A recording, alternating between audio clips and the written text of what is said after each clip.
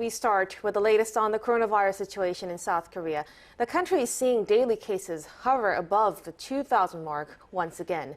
Amid soaring cases, health authorities are set to announce their final details of their step-by-step recovery plan. Now, for more on this and other COVID-19 related updates, joining us one last time this week is our reporter Choi Min-jung. Good morning, Min-jung. Good morning.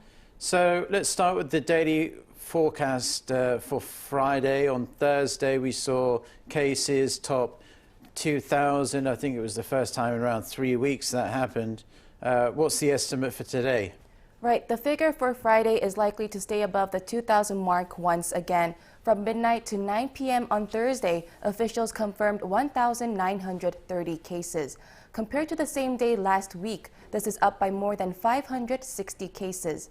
Officials say the recent spike is mostly due to people becoming more complacent in regards to prevention measures, as limits on social gatherings were partially eased last Monday.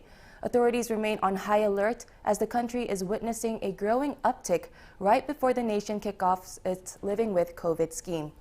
Right, Min-jung, and we're just a matter of days before the beginning of the first step of the shift on Living with COVID-19 scheme. I heard the final details are going to be released today. Right, the government will announce the finalized scheme on Friday. Earlier this week, officials announced the blueprint, and what we know so far is that most businesses will now be able to operate 24 hours a day, but with the exception of bars, clubs, and other nightlife entertainment facilities. Another thing we know is that limits on social gatherings will be lifted, so a maximum of 10 people can gather regardless of the number of people vaccinated. However, there are disputes over the number of unvaccinated people allowed in restaurants and cafes. Officials are currently planning on limiting the number to 4, but business owners have complained that this number is too small, while experts believe it should be reduced further to 2. Vaccine passes will also be required for people entering facilities deemed high risk, like bars, fitness centers, and singing rooms. Those who aren't vaccinated will need a negative PCR test taken 2 days before going to the venues. Officials also clarified that the vaccine passes will be valid as long as people satisfy basic requirements. In other words, people won't need a booster shot to get a pass.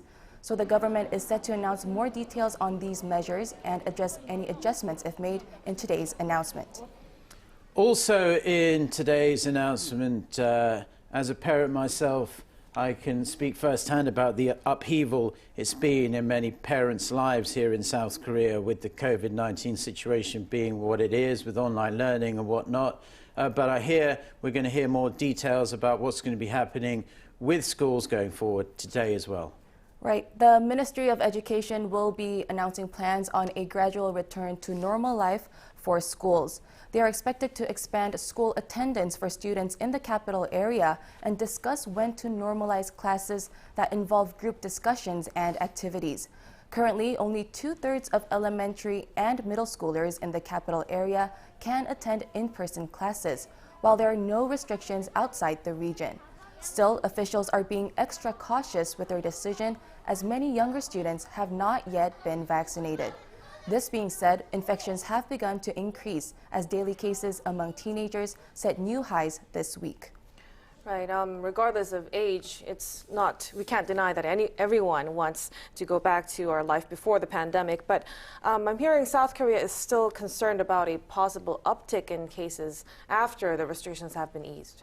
Right, so health experts are saying that the number of new infections can soar up to 20,000 a day once the country transitions to living with COVID-19. The Korean Medical Association says South Korea may have to face a 5th wave of the pandemic with restrictions further eased.